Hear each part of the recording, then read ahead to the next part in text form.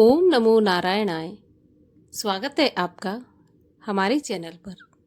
आज के इस वीडियो में आप सुनेंगे वैशाख मास के महात्म के 20वें अध्याय की कथा। और इसके अलावा हमारे चैनल पर आपको सभी प्रकार की व्रत कथाएं सुनाई जाएंगी। तो सभी व्रत कथाएं सुनने के लिए और हमेशा हमसे जुड़े रहने के लिए आपको हमारे चैनल को सब्सक्राइब करके बेल आइकन पर प्रेस करना है और आज की कथा अच्छी लगे तो लाइक करके शेयर भी करना है। तो चलिए अब हम शुरू करते हैं वैशाख मास के महात्म के 20वें अध्याय की कथा। 20वें अध्याय में सृष्टि काल तथा मुक्ति काल एवं भगवत धर्म का वर्णन किया गया है। व्याद कहने लगा, हे ब्राह्मण, परमेश्वर ने करोड़ों जीव रचे हैं। इनके भिन्न भिन्न कर्म और अनेक सनातन मार्ग हैं, परंतु इन सबका स्वभाव एक समान क्यों नहीं है, यह जानने की मेरी इच्छा है। तो आप विस्तार पूर्वक बताइए। यह सुनकर शंख मुनि कहने लगे, संसार में रजोगुणी, तमोगुणी, सतोगुणी 3 प्रकार के जीव होते हैं।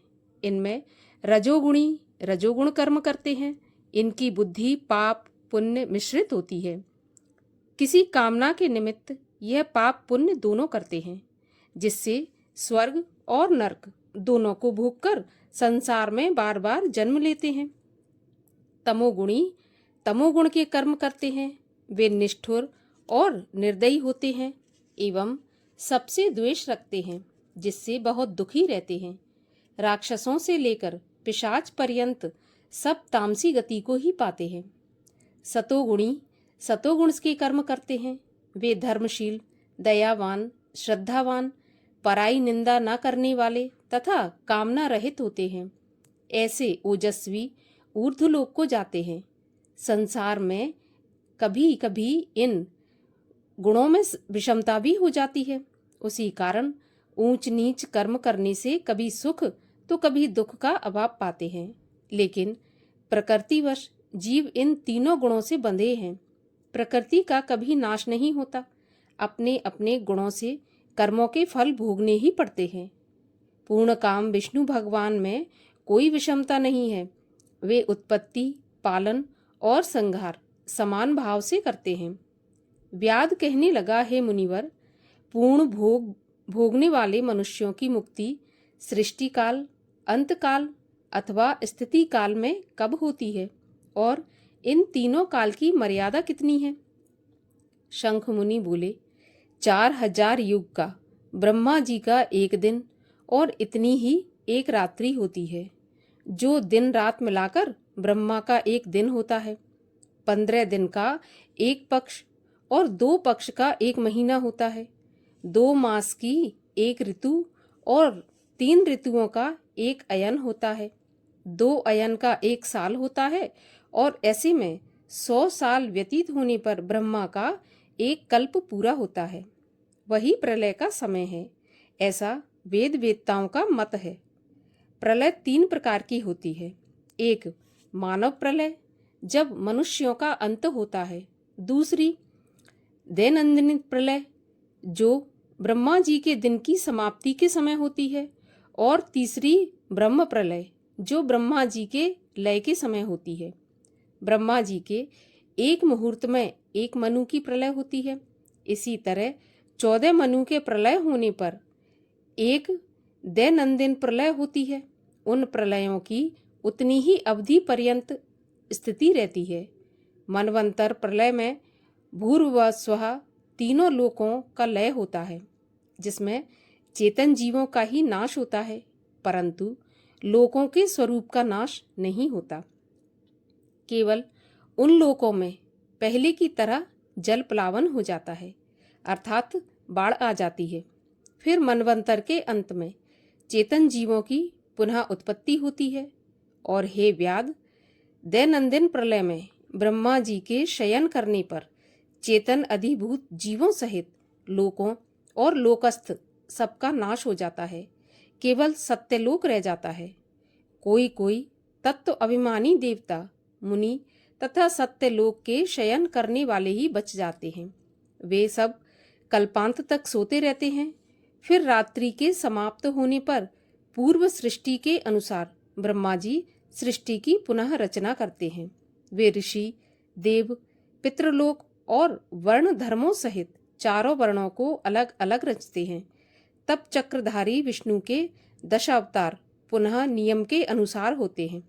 इसी प्रकार और बहुत से देवता ऋषि कल्प पर्यंत ब्रह्मा जी द्वारा फिर उत्पन्न होते हैं, और जो देवता और ऋषि ब्रह्मा जी के संग मुक्ति पाने वाले हैं वे सब ब्रह्मलोक में ही रहते हैं, और जो राजा, साधु तथा सिद्धि प्राप्त वाले ब्रह्मलोक के वासी हैं वे सब सत्यलोक में ही स्थिर रहते हैं, यहाँ नहीं आते। कलयुग समाप्त होने पर दैत्यों का नाश होता है। फिर वे सब अपने अपने कर्म के अनुसार वैसे वैसे ही कर्म करने वाले होते हैं और अपने स्थान में जाकर अपने अपने गोत्रों में जन्म लेते हैं। अब तेरे सामने सृष्टि काल और मुक्ति काल का वर्णन करता हूँ, सो सावधान होकर सुनो। देव देवादि देव भगवान का एक निमेष ब्रह्मा जी के कल्प के बराबर होता है। उसके बाद भगवान का उतना ही उन्मेष अर्थात पलक का खुलना होता है। निमेष के अंत में उन्हें अपने कुक्षिस्थ लोगों के सृजन की इच्छा होती है। तब सब लोकों और अनेक जीव समुदायों को अपने उदर में रखते हुए, जिनमें कितने सृजन योग्य हैं, कितने मुक्त हैं और कितने ऐसे हैं जिनका लिंग देह छूट गया है, वे सुप्त हैं, संसार में स्थित हैं तथा तमोगुण युक्त हैं, और ऐसे भी हैं जिनके पूर्व कल्प में लिंग भंग हुए हैं। मानव पर्यंत जीवकोश जीवन मुक्त और मुक्तगामी जो पूर्व कल्प में विमुक्त ब्रह्मा से लेकर मनुष्य पर्यंत विष्णु की कुक्षी में समाविष्ट होकर भी ध्यान अवस्थित रहे हैं, वे उन्मेष के प्रथम भाग में चक्रव्यूहात्मक विभूषांगुन्य होकर व्यूह में स्थित वासुदेव द्वारा ब्रह्मा को सायुज्य मुक्ति देकर महाविभू तत्पश्चात महात्माओं को तत्व ज्ञान रूपी सारूप्य मुक्ति देते हैं और किसी किसी को सामीप्य मुक्ति देते हैं तथा अन्य मनुष्यों को सालोक्य मुक्ति देकर अनिरुद्ध रूप से संपूर्ण स्थित लोकों का अवलोकन करते हैं। प्रद्युम्न रूप से सृष्टि के रचने का विचार करके माया, जया, कृति और शांति आदि शक्तियों से विवाह करके महाविष्णु भगवान भिन्न भिन्न कर्म और आशय वाले लोक की रचना करते हुए शक्तियों से युक्त स्वयं पूर्ण काम है। नेत्र खोलने के अंत में फिर विष्णु भगवान योग माया का आश्रय लेते हैं। व्यूहस्थ संकर्षण द्वारा चराचर का नाश करते हुए ये सब उस महात्मा का अवर्णनीय काम है। यह कार्य ब्रह्मादिक तथा योगियों द्वारा भी अकथनीय है। यह सुन व्याध ने पूछा, हे महाराज, भागवत धर्म कौन से हैं और किन धर्मों से विष्णु भगवान प्रसन्न होते हैं?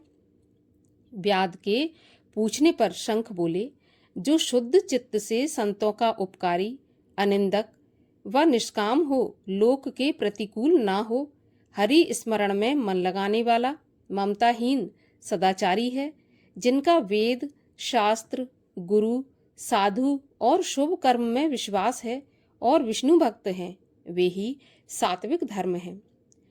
वर्ण आश्रम के विभाग से धर्म 4 प्रकार के हैं और प्रत्येक धर्म नित्य, नैमित्तिक तथा काम्य, इन भेदों से 3 प्रकार के हैं। जब वे भगवान के अर्पण किए जाते हैं तो वे ही सतोगुण युक्त भागवत धर्म हैं।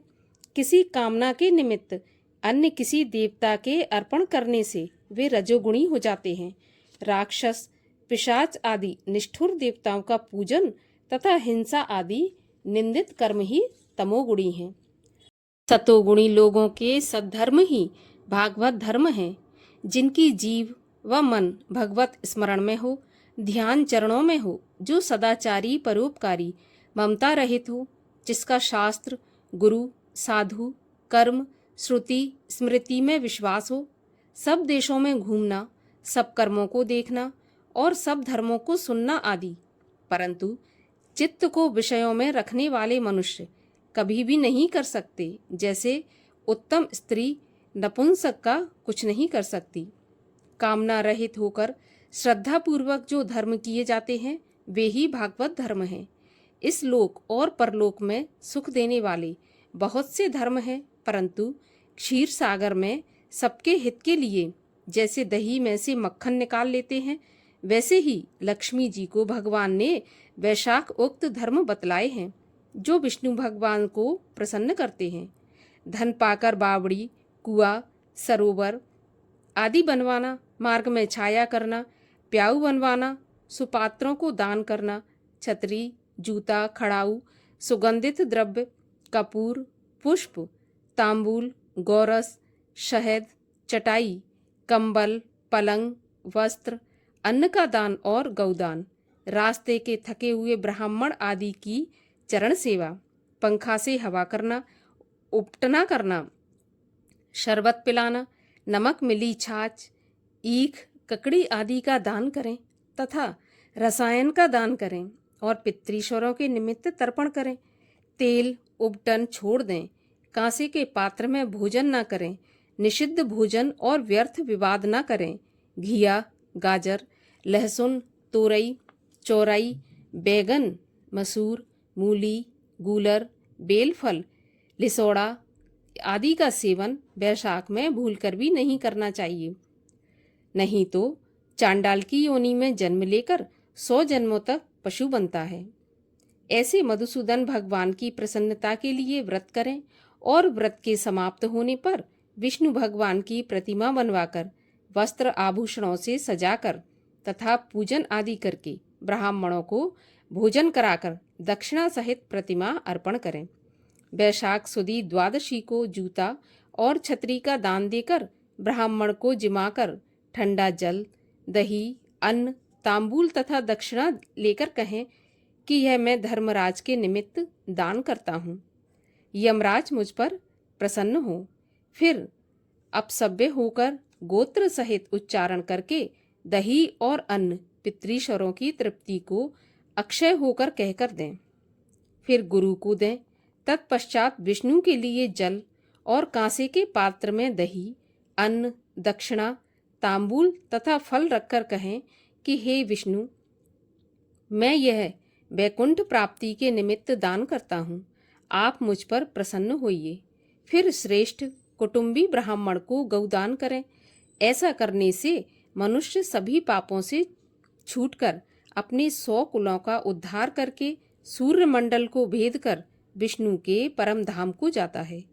जब श्रुतदेव जी व्याध से वैशाख मास के धर्मों की कथा कह रहे थे, तब सबके देखते देखते वहां पंचशाखी वृक्ष पृथ्वी पर गिर पड़ा और उस वृक्ष की खोतर में से एक बड़ा भयंकर सर्प तत्काल पाप रूपी देह को त्याग कर दिव्य देह धारण करके हाथ जोड़ सिर झुकाकर वहां पर बैठ गया। इसके साथ ही 20वें अध्याय की कथा का यहीं पर समापन होता है। 21वें अध्याय की कथा सुनने के लिए चैनल को सब्सक्राइब करके बेल आइकन पर प्रेस कर लीजिए और अगर आज की कथा अच्छी लगी हो तो एक लाइक करके शेयर भी कर दीजिए।